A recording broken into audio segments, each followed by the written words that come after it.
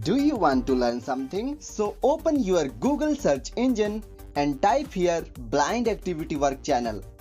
And don't forget to subscribe this channel. चलिए चीनी भाषा सीखते हैं। वेलकम बैक दोस्तों, मेरा नाम है राजेंद्र ठाकुर। आप देख रहे हैं blind activity work channel. Chinese language के इस लेक्चर नंबर 13 में हम चीनी भाषा में वर्ब यानी क्रियाओं को पढ़ेंगे। हमने क्रियाओं को 12th लेक्चर में भी पढ़ा था।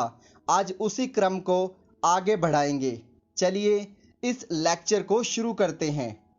चीनी भाषा के अंतर्गत आज का हमारा जो पहला शब्द है वो है लाए। इसकी स्पेलिंग नोट कर लीजिए, LAI। एक बार फिर सुन लीजिए, LAI। इसका ध्वनि वादन कुछ इस प्रकार है, लाए लाए लाए। इसका अर्थ होता है टू कम यानी आना। अब ये हमारे पास नेक्स्ट वर्ब है, स्पेलिंग नोट कीजिए, QU। अब इसका ध्वनि वादन सुनिए, छू छू छू।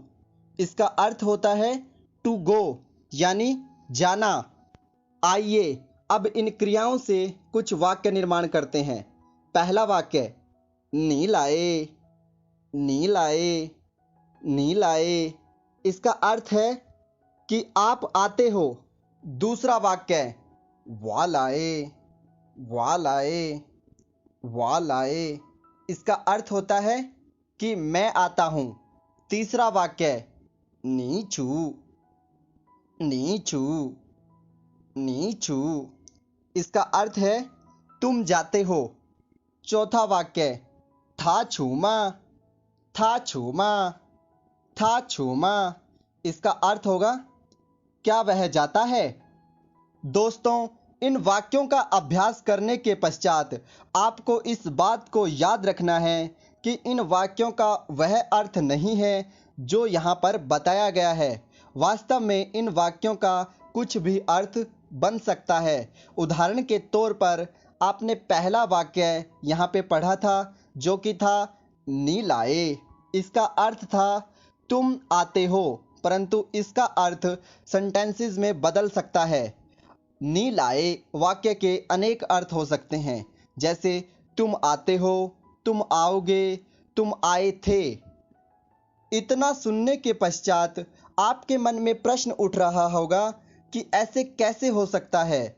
दोस्तों, मैं आपको बताना चाहता हूँ कि चीनी भाषा में काल यानी टेंस नहीं होते हैं।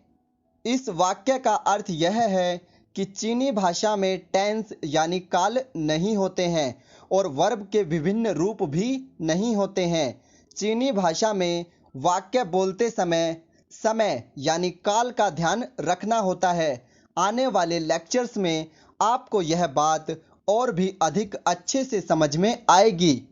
मुझे उम्मीद है कि आपको यह लेक्चर पसंद आया होगा। धन्यवाद।